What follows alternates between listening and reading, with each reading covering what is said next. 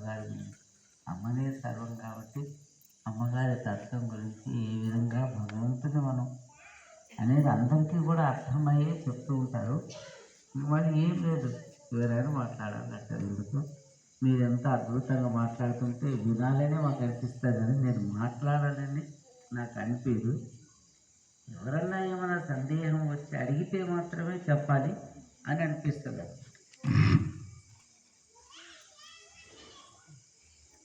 భగవంతుని యొక్క తత్వాన్ని, భగవంతుని యొక్క జ్ఞానాన్ని మనం నేర్చుకోవాలంటే గురువు తప్పకుండా అవసరం అంట. గురువు అంటే ఏంటి? జ్ఞానస్వరూపమైన వాడు. జ్ఞానం అంటే ఏంటి? ఏది నిజము, ఏది అబద్ధం అని తెలిపేవాడు. మొన్నొక భగవద్గీతలో అనంతమైన జ్ఞానం నిండి ఉన్నది. భగవద్గీత చదివిన చాలామంది ఉండొచ్చు. అందులో జ్ఞానము, సంసార యోగము, కర్మయోగము, జ్ఞానయోగము, భక్తి యోగం అని 3 విధాలుగా 3 మార్గాల ద్వారా భగవంతుని ఏ విధంగా చేరుకోవాలో సంసారంలో ఉండి కూడా తెలియచేశారు. భక్తితోటి ఏ విధంగా చేయాలి, జ్ఞానంతో, సర్వం జ్ఞానం అంటే నాలోనే భగవంతుడు ఉన్నాడు, అహం బ్రహ్మస్తి తత్వమస్తి ప్రజ్ఞానం బ్రహ్మ, తానే బ్రహ్మం, తనలోనే దైవత్వం నిండి ఉన్నది. ఆ తనలో నిండి ఉన్న దైవత్వాన్ని మనం తెలుసుకోవటానికి గురువు యొక్క ద్వారా దాన్ని సేవించి ధరించి నేర్చుకునే మొన్న ఒక అనలో లేకపోతే అహంకారణాలు ఏమనలో తెలవదు, కానీ భగవద్గీతలో ఏమి లేదంటాడంట. వాడంత మూర్ఖుడు అని ఈ ప్రపంచం గుర్తించాలి. అలాంటి మూర్ఖులు ఎంతోమంది ఉన్నారు. ఒక ఎమ్మెల్యేగా ఉండి ఆ విధంగా భగవద్గీతని అనటం చాలా తప్పు. దాని మీద ప్రజలే తీర్చుకుంటారు, కానీ ఇట్లాంటి అజ్ఞానపరమైన మాటలు మాట్లాడవద్దని. ఇందాక ఏమన్నారు? అమ్మగారు ఇప్పుడు మనం కనిపించారు కదా శరీరం అని అనుకుంటారు, కానీ శరీరం అనేది శాశ్వతం కాదు. ఎవరికి కూడా శరీరము అశాశ్వతం. అశాశ్వతమైన శరీరాన్ని ఎప్పుడు కూడా తనదిగా భావించుకోవచ్చు. సంసారికులు భావించుకుంటారని, జ్ఞానమైన వాళ్ళు ఎవరు కూడా ఈ శరీరం నేను కాదు, ఇదంతా నిమిత్తమే, నేను ఆ భగవంతుల్లో నేను భగవంతుని లెక్క ఉండి భగవంతుని లెక్క లైవ్గా అమ్మగారు ఏ విధంగా అనుకున్నారు, ఆ విధంగా అనుకుంటేనే ఆ భగవంతుని యొక్క స్థితిని మనం పొందగలం అన్నమాట. అటువంటి యొక్క విచారణ రావటమే జ్ఞానం అన్నమాట. దానికి ఇంకా మార్గం, సత్యం, ధర్మం, అహింస, ఈ మార్గాలను అనుసరిస్తూ ఉంటే ఆ మనసు అనేది ఏమవుతుందంటే శాంతిధామం అవుతుంది. ఇప్పుడు ఈ కార్తీక మాసం అంటారు, నోము అంటారు. ఏం నోము అంటారు? నోము అంటే ఏంటి అసలు? నోము అంటే ఏంటది? నోములు నోస్తాము, నోములన అని అనుకుంటుంటారు. నోము అంటే ఏంటి? నిరంతరము భగవంతుని యొక్క స్మరణను స్మరించడమే నిజమైన నోము. అటువంటి యొక్క మార్గాన్ని అనుసరించాలి. అటువంటి యొక్క మార్గంలోకి అందరు రావాలి. అది ప్రతి పండితుల యొక్క ధర్మం కూడా. కానీ అజ్ఞానపూరితమైన మార్గాలను అనుసరిస్తే ఎప్పుడు అజ్ఞానంలోనే ఉంటుంది. జ్ఞానపూరితమైన మార్గాన్ని అనుసరిస్తే జ్ఞానం. మనమంతా మనకేం పెద్దగా తెలుసని కాదు, అది మనం గురు సన్నిధానానికి చేరుకున్నాం. గురువుని గట్టిగా మనం ఆరాధనా భావంతో చేస్తూ ఉన్నాం కాబట్టి మనము ధన్యులు అవుతూ ఉన్నామని తెలుసుకోవాలి. ఎవరైతే ఈ ప్రపంచంలో సద్గురువులను చేరి వారి మార్గాన్ని అనుసరిస్తున్నారో వాళ్ళంతా ధన్యులే అనమాట. వాళ్ళంతా చరితార్థులు అవుతారు. ఇదే అమ్మ చెప్తూ ఉండేటివాళ్ళు. మూడునికి మూర్తి పూజ, జ్ఞానికి ఆత్మ పూజ. మూడునికి మూర్తి పూజ అంటే మనం గుళ్ళలో విగ్రహాలను పెట్టుకున్నాము, దేవుడు అనుకుని ఆరాధిస్తూ ఉన్నాము. అన్ని అన్ని విధాల విగ్రహాన్ని ఆరాధిస్తాము. తర్వాత మంచిగా విలువ కలిగిన ఆభరణాలు వేస్తాము, బట్టలు కడతాము, పువ్వులు వేస్తాము, అదంతా వేస్తాము. అదంతా నిమిత్తం ఆ దేవుడు స్వీకరిస్తాడా? ఏమి స్వీకరిస్తాడు? నీ మనసులో ఉన్న నిర్మలత్వాన్ని భగవంతుడు ప్రసన్నుడు అవుతాడని ప్రతి ఒక్కరు తెలుసుకోవాలి. ఎవరి మనసులో నిర్మలత్వం ఉంటుందో వాళ్ళకి భగవంతుడు అత్యంత దగ్గరగా ఉంటాడు. అందుకనే ఈర్ష్యాసూయాల నుంచి దూరంగా ఉండండి. అది అనుక్షణము మనల్ని బాధిస్తూనే ఉంటుంది. ఆ ఈర్ష్యాసూయ దేశాలనేవి మనల్ని ఆ భగవంతుని యొక్క రూపాన్ని చూడలేకుండా చేసేదానికి కారణమవుతూనే ఉంటాయి. అందుకనే వాటిని మనము ఎప్పుడు కూడా నెట్టేస్తూ ఉండాలి. ఏంతో నెట్టేస్తుండాలా? మనసుతోనే నెట్టేస్తున్నాం. బుద్ధితోటి గ్రహించి మనసుతోటి ఇది మంచిది కాదు, నాకు ఎందుకు అతని మీద ద్వేషం ఉండాలా, నేను ఎందుకు అతని మీద ఈర్ష్య చేయాలా, అతని గురించి నా మనసులో అటువంటి భావాన్ని నేను ఎందుకు పెట్టుకోవాలని మీ యొక్క బుద్ధి విచారణతోటి ఆ జ్ఞానాన్ని సంపాదన చేసుకోవాలని చెప్తున్నారు. ఏదైనా అది మనం ఆస్వాదించండి. గురువుని ఎవరు చేరుకుంటారో ప్రపంచంలో అందులో అమ్మగారు మోక్ష గురువు కదా. వారి యొక్క ఆత్మ ఎప్పటికి కూడా శాశ్వతమై ఉంటుంది, అనంతమై ఉన్నది. నేను ఆ బ్రహ్మంగారి అంటాడు అమ్మ గురించి, నీవు అనంతుడ, నీవు అనంతుడమా అంటాడు. ఎవరు? బ్రహ్మంగారి అంటాడు, వేరుతోడు కాదు. విరాట్ స్వరూపుడవు నీవు అంటాడు. అనంతుడన్నా విరాట్. కానీ ఆ జ్ఞానాన్ని మనం అందుకోలేకపోతున్నాం. అందరూ అమ్మ దగ్గరే ఉన్నారు, కానీ అజ్ఞానంలోనే ఉన్నారనమాట. అంటే జ్ఞానం యొక్క స్థితికి పూర్తిగా రాలేదు. అమ్మగారి దగ్గర మనం ఉన్నాము అనే ఒక ఆనందమే ఉన్నది, కానీ మనం జ్ఞానంలో ఉన్నామా? ఈర్ష్యాసూయ దేశాలకు దూరంగా ఉన్నామా? ధర్మ విచారణ కలిగి ఉంటున్నామా? గురువుకి గురువుకి మనం సమాధానమై ఉన్నామా? మనం మాత్రం విచారణ చేయాలి. అందరూ చెప్తున్నా, ఇక్కడ ఉండేటోళ్ళే కానీ బయట ఉండేటోళ్ళు కానీ ఎక్కడ ఎవరైతే ఆ విధమైన విచారణ చేస్తారో భగవంతుడు ఆయనకి ఇందా చెప్తుండే కదా, ఒక పిల్లగా అదే మన నరేష్ చెప్తుండే కదా, అది ఆ విధంగా భగవంతుడిని ఆ రాముని ఆ విధంగా మనసుతో అర్చించేవాడు, అతను ప్రత్యక్షమైనాడంటే భగవంతుడు అనేటివాడు మనకు దూరం లేడు. నీ పేరేమన్నా? ఆంజనేయుడు, మధురా, ఆ పిల్లగాడు ఎంత చక్కగా చెప్పాడు అనమాట ఆంజనేయుడు. అంటే ప్రతి ఒక్కరు చెప్పగలుగుతున్నారు, కానీ అమర్జనం చేసుకోవాలి. అందులో గురుస్థానంకు మనం వస్తున్నాం అంటే భయము భక్తితో ఉండాలి. భయము భక్తితో ఉంటేనే మనకు ఆ ఫలితం వస్తుంది, లేకపోతే రాదన్నమాట. వాళ్ళు ఎంతటి వాళ్ళన్నా సరే ఏమో ఇందులో మేమే మినహాయింపు కాదు. అందరం కూడా గురువు అంటే భయము భక్తి ఉన్నప్పుడే మనకి ఆ జ్ఞానం ఆటోమేటిక్గా వస్తుంది. నిశ్చయంగా కరెంట్ ఎట్లా వెళ్తుందో మనం ఆ యొక్క ఆచరణ చేస్తున్నామా లేదా అనుకోవాలి. ఈర్ష్య అసూయ దేశాలని మనం వదిలిపెట్టాలి. అందరూ మనవాళ్ళే, అందరూ మనవాళ్ళే అనే యొక్క భావంతో మనం నేనన్న భావననే భగవంతుడిని మనకి చేరుకొని కూడా చేస్తుంది. నేను నా వల్ల అయింది, నేను చేస్తున్నా, నా వల్ల అయింది నేను అని భావన ఎవ్వరికి రారాధన. ఇది మనకి వచ్చిన భక్తులే కాదు, మనం అందరూ కూడా అటువంటి యొక్క చర్చ చేసుకోవాలి. నేను అన్న భావాన్ని నా వల్ల అవుతుంది, నేనే చేస్తున్నా, నేను అది చేసినా, నేను ఇది చేసినా అంటారు. ఇదిదో అంటారు, కానీ మాకు ఏమాత్రము పొగడత అనేది ఇష్టం లేదు. ఎన్నోసార్లు చెప్పినా కూడా మేము వచ్చింది గురువు కోసమే వచ్చాం, ఆ దేవదేవుని కోసమే వచ్చాం. ఆ దేవుని ఆజ్ఞ తప్ప ఈ బ్రహ్మాండం అంతా కూడా వశమైతే కూడా మాకు అక్కర్లేదు.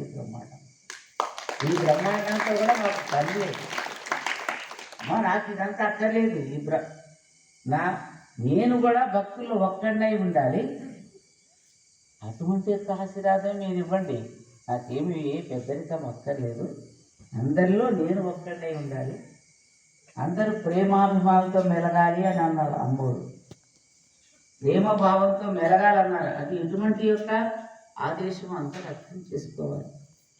ఇప్పుడు మనం మాట్లాడుకునేది ఇదంతా ఎందుకంటే మనం ఎంత చేసి కూడా ఒక్కోసారి అజ్ఞానంలో పోతూ ఉంటుంది ఎవరికైనా సరే. దాన్ని బుద్ధితోటి గుర్తెరిగి దాన్ని మొదలుపెట్టాలి. అటు ఎందుకు కూర్చున్నావు, దానివల్ల నీకేం ప్రయత్నం? సదా భగవంతుని స్మరణ చేయి, వాడు ఏమంటే నీకు వచ్చేది అని మనం ప్రశ్నార్థకం చేసుకోవాలి.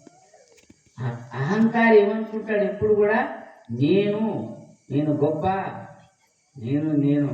నేను ఇంకా అవన్నీ చెప్పాలంటే బాధ కథ అది అట్లా అనిపిస్తుంది మనసు. నేనే గొప్ప, నా వల్ల అవుతుంది, నేను అనుకుని అది ఏమవుతుంది ఆ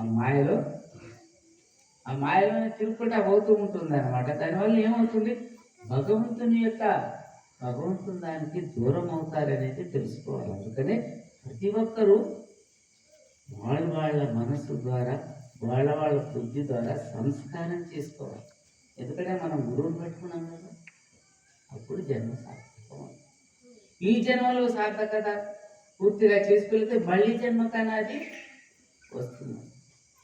నేనండి అటువంటి యొక్క కర్తవ్యాన్ని మనం నెరవేర్చుకోవాలి. భగవంతుడు వస్తాడు, ఎప్పుడైనా వస్తాడు. అభయం ఇచ్చినాడు భక్తులకంతా కూడా. ఏదో రోజు వస్తాడు భగవంతుడు, రాడనేది కాదు. ఆత్మ అనంతమై ఉన్నది, శాశ్వతమైనది. అంతపిండ బ్రహ్మాండంలో ఇందాక అన్నారు కదా, అది విహరించగల అంశం విహరించినట్టు విహరించగలదన్నమాట వారి యొక్క ఆ తపోసాధకుల యొక్క ఆత్మ. అందుకని మనం మామూలు లౌకికులు లెక్క మళ్ళీ పుట్టటము జననం మరణించడం అనేది వాళ్ళకి ఉండదు. వాళ్ళ అమ్మ ఎందుకు వచ్చారు ఈ జగత్తుకి? కారణ జన్ముడై వచ్చాడు. వస్తూ ఏం చేశాడు, తన వెంట ఆ భగవంతుని కుటుంబాన్నంతా తీసుకొచ్చుకున్నాడు. అందరినీ మాయాదేహాల్లో పెట్టి అట్లా నడిపిస్తున్నాడు. అది మనకు తెలియదు. మనం తెలుసుకోవాలంటే ఈ జగత్తు కూడా అర్థం కాదు. తెలుసుకునేటోళ్ళు చారాన భాగం కానీ బాగానే తెలుసుకోలేరు. అందుకని మీరందరూ వస్తున్నారంటే మీదంతా పూర్వజన్మ పుణ్యం ఇప్పుడే కాదు అని తెలుసుకో.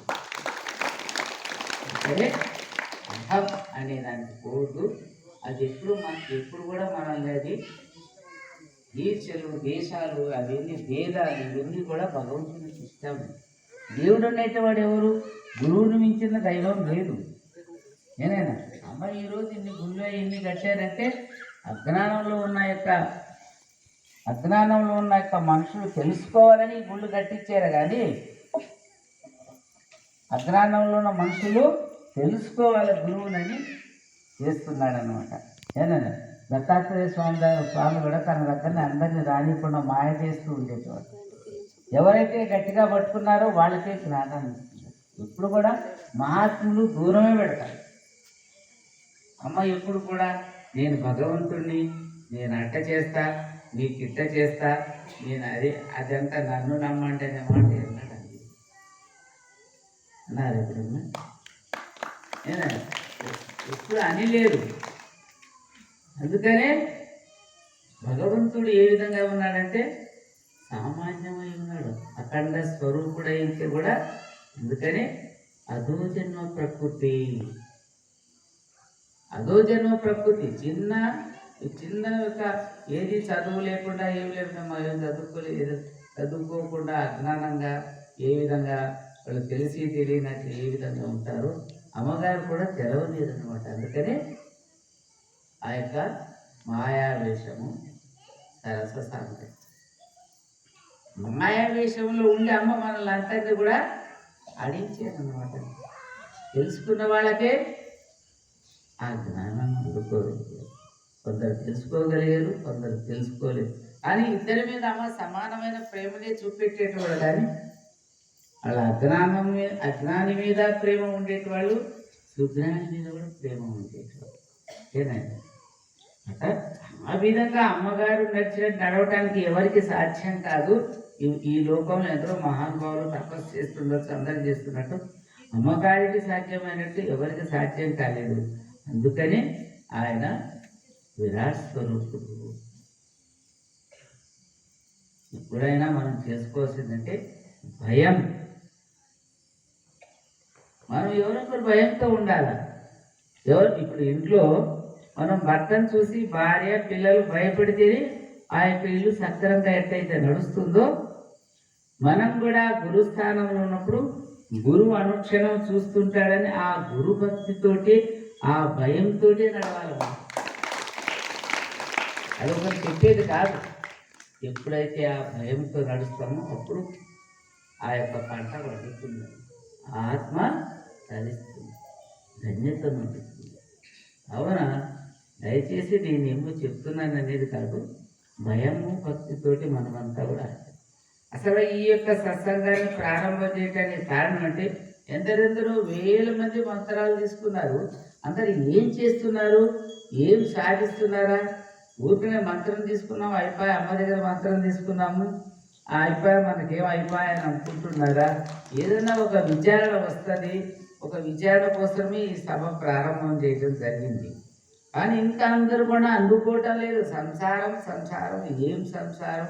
ఎప్పుడైనా పోయేది, ఏ క్షణం ఎప్పుడు పోతుంది అంటే ఏదైనా పోయేటప్పుడు పోవచ్చు, వచ్చేటప్పుడు పోవచ్చు, ఎప్పుడైనా పోవచ్చు. అది పోతుంది. వెలుగు ఉన్నప్పుడే, దీపం ఉన్నప్పుడే ఇల్లు ఎట్లా సర్దుకుంటామో అప్పుడే మనం ఏం చేయాలి? మనం ఆ యొక్క భగవంతుని యొక్క ఇదిలో ఉన్నప్పుడే మనం అంతా ఆ యొక్క సాధనా విషయాన్ని, సాధన అంటే ఏంటి? మనసుని కంట్రోల్లో పెట్టుకోవటం, ఈర్ష్య అసూయ ద్వేషాల నుంచి కంట్రోల్లో పెట్టుకోవటం. అప్పుడే అది భగవంతుని నేర్చుతుంది. అది సుగంధమైన పుష్పం లెక్క వెలువడుతుంది. అది తెలుసుకోవాలి మనం. గురువు దగ్గర ఉండేది వేరు, బయట ఉండేది వేరు. గురువు గురువుని ఇప్పుడు మీరందరూ మంత్రోపదేశం చేసి వింటుంటే మీరు కూడా బాధ్యతాయుతమైన వాళ్ళుగానే వ్యవహారాలు చేయాల్సి వస్తుంది, వ్యవహరించాల్సి వస్తుంది. కానీ గురువుని పొందిన తర్వాత అది ఒక బాధ్యత, అది ఒక మెట్టు. ఇందాక ఒక తల్లి చెప్పే కదా,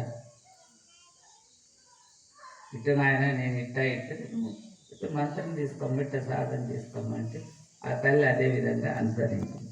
అట్లా గురువే కదా కాపాడేటివాడు గురువు. ఏమో అంతా కూడా అన్నిటినీ మనం సంస్కరించి, ఇప్పుడు అందరి చరిత్రలు చెప్పాలంటే ఇప్పుడు మన సత్య కూడా మస్తు కోపం ఉంటుంది, అందరూ ఉగ్రాలు ఉంటుంది మనిషి. అడగండి, తర్వాత చెప్తాడు. ఆ యొక్క గురువు యొక్క శరణ వల్ల ఒక బాధ్యతాయుతంగా ఎప్పుడైతే మనం నడుస్తున్నామో అప్పుడు ఏమవుతుందంటే ఆటోమేటిక్ గురువు ఆ బంధాన్ని వేసేస్తాడన్నమాట. అది ఎప్పుడు మనం గురువుకి అంకితమై ఉన్నాము అనుకోవాలి. అట్లా అందుకని నేనేమంటా ప్రతి ఒక్కరికి, నాయనా మీరు నెలకు ఒకసారి అన్నారండి, 15 రోజులకు ఒకసారి అనండి, అమావాస్యకున్నాం కన్నా రండి, కనీసం 3 నెలల కన్నా రండి, కనీసం నెల కన్నా రండి. అంతకన్నా ఎక్కువ గురువు దగ్గరికి రాకుండా ఉండరాదు. వచ్చి 1 గంట ఉండి వెళ్తే ఏమవుతుందంటే ఈ యొక్క సూర్యుని కిరణాలు ఏ విధంగా మనం ఏదైతే ఆయన ఎట్టయితే పడుతుందో ఆ గురువు యొక్క తపో కిరణాలు మన మీద పడతాయని తెలుసుకోవాలి. మనం తీసుకుంటేనే మన మీద ఆ దృష్టంతా కూడా ఎట్టుందంటే అంతా నిండిపోయి ఉంటుంది గురువు యొక్క శక్తి. ఆ శక్తి ఎట కనిపిస్తుంది? నానా నేత్రాలకే కనిపిస్తుంది. అందుకని జ్ఞానంలోకి రావాలంటే ఈర్ష్యాసూయ దేశాలను పక్కకు పెట్టాలి. ఎవరైతే సరే ఏమవుతుంది, ఏం చదివి రుద్రం చదివితే కూడా ఏం లేదు, భద్రం చదివితే కూడా ఏం లేదు. మనస్సులో పరివర్తన ఉంటే వాడు ఓం నమ శివాయ అంటే రామన పోయి లామ అన్నా కూడా రామ అయిందండి. కావాల్సింది ఏంటి? మనోశృతి. అహంకారం లేని మనోశృతి కావాలి. కానీ కేవలం మంత్రాలు వచ్చిన తర్వాత ఎవరు గొప్పవాళ్ళు అయిపోలేదు, ఎవరు ముక్తి కూడా పొందలేదు. ఏనైనా ఈ నేనన్న అహము, నేననే అహమే ప్రపంచాన్ని ముంచేస్తూ ఉన్నది. ఏనైనా ఇప్పుడు నిన్ను కలి నిండి ఉన్నది కాబట్టి కేవలం నామస్మరణ చేసుకుంటా ఉండండి. తపస్సు చేయాలని కూడా అంటారులే దేవుడు. ఇంకా ముందు కాలం ఇంకా కష్టం ఉందంట. తపస్సు చేయటం కూడా కాదు, ఒంటరిగా కూడా ఉండలేరంట. అందరూ ఒక దగ్గర కూర్చొని ఆ భగవంతుని నామస్మరణ చేసినప్పుడే అప్పుడు భగవంతుడు వస్తాడట, వచ్చి రక్షిస్తాడట. అటువంటి యొక్క కఠినం కాబోతున్నది. మనకు తెలియకుండానే చాప చుట్టినట్టు చుట్టేస్తున్నాడు ఈ భూమండలాన్ని భగవంతుడు. పాపాత్ములంతా నశింపజేసి పుణ్యాత్ములని మిగలబెట్టి మళ్ళీ ధర్మాన్ని నడుపుతాడు, మళ్ళీ సత్యాన్ని నడుపుతాడు, మళ్ళీ యోగాన్ని నడుపుతాడు. అంతా కృతయుగం ధర్మంతో మళ్ళీ ప్రతి ఒక్క భక్తులు కూడా, ప్రతి ఒక్క జీవి కూడా ఎలాంటి బాధలు లేకుండా సుఖ సంతోషాలతో ఆనందమయ్యే రోజు చేస్తాడు భగవంతుడు. అని తప్పక వచ్చేమో, అవశ్యం వచ్చేమో, రక్షించేమో. ముందు ఏమన్నది, ఇద్దరం ఒక్కసారి సమాధి, ఇద్దరు ఒక దగ్గరే సమాధి కావాలా, ఒకే చోట సమాధి కావాలా? ఆజ్ఞ ఏ రమ్మంటే ఆజ్ఞనే తప్ప ఇంక ఏమి చేయమన్నమాట. ఇద్దరు ఒక దగ్గరే సమాధి కావాలి ఆయన శివయ్య. అప్పుడు కాలేకపోయినాము, ఇప్పుడు కావాలా? అప్పుడు సాంఘిక పరిస్థితుల వల్ల అయ్యేదానికి లేకుండా అయిపోయింది సమాజ పరిస్థితి, ఇప్పుడు అవ్వాలా అంటే ఆజ్ఞను. మళ్ళీ తర్వాత ఏమన్నారు, కొంతకాలంగా మళ్ళీ ఇప్పుడు మేము కూర్చుంటాము, నువ్వు బయట ఉండాలి, బయట ఉంటే తర్వాత అని మళ్ళీ ఆదేశం. అది కూడా ఆదేశం, గురువు ఆదేశం తప్ప ఇంక ఏమీ మనం అనుకోరాదు. దానివల్ల మనలో ఆనందం కలుగుతుంది, అనంతమైన కరుణ కలుగుతుంది. గురు కరుణ అయితే మనం అన్ని పొందినట్టే. ఏదైనా అది ఆ నక్షత్ర మండలాన్ని అమ్మోడు తీసుకుపోయినారంటే ఎందుకు తీసుకుపోయినా, ఆయనకి ఈ ఆత్మ మీద కృపా కటాక్షాలు ఉన్నాయి. ఏదైనా ఈ ఆత్మ మీద కృపా కటాక్షాలు ఉండబట్టే తీసుకెళ్ళాడు, తీసుకొచ్చారు. ఎందుకు మళ్ళీ తీసుకొచ్చారు? అందులో ఉంచకుండా అంటే ఇక్కడ దైవ కార్యంలో ఉండాలా, ఆ తర్వాత మళ్ళీ పోతా ఉంది. గురువు ఏదంటే కూడా మనం ఏమనుకోవాలా, సమాధానం పడాలి, ఆనందపడాలి. కష్టము నిష్టం అనేది భావన చేయరాదు. కొంతమంది అనేస్తూ ఉంటారు, ఏదేదో ఆవేశపడుతుంటారు. అదంతా ఏదో అజ్ఞానంలోనే అంటారు, కానీ వాళ్ళకు కూడా అటువంటిది ఏం తెలుస్తుంది. అందువల్ల మనము తృప్తిలో సదా ఏదైనా జరుపు గురుదేవా, కష్టమైన నీవే, సుఖమైన నీవే, అంతా నీవే. ఒక్కోసారి విపరీతమైన కష్టం కలుగుతుంది, అమ్మకు అదే నివేదన చేస్తాము. లింగంలోకి పోయినప్పుడు అదే నివేదన చేస్తాము. అమ్మ మళ్ళీ సమాధానం చేసి బయటకు పంపిస్తారు. భగవంతుడు అన్నీ చూస్తూ ఉంటాడు కదా. కష్టాలు సుఖాలు మనకి కలిగేది మామూలే సమాజం. దాన్ని తట్టుకోగలగాలంటే ఆ గురువు మీద విశ్వాసము, భక్తి మనం కలిగి ఉండాలని, మనం అందరం గట్టిగా అనుకోవాలని, మనం అందరం కూడా అమ్మగారి కృపా కటాక్షాలకు పాత్రమయ్యి ధన్యులు కావాలని సదా ఇదే ఆలోచనతో మీరందరూ కూడా మెలగాలని మనవి చేస్తూ, ఏమన్నా తప్పు చెప్పుకుంటే క్షమించాలని కోరుకుంటూ ఇంతటితో విరమిస్తున్నాను. ఓం సద్గురు మహాయోగేశ్వర వీర ధర్మజమాతా కీ జై. జగత్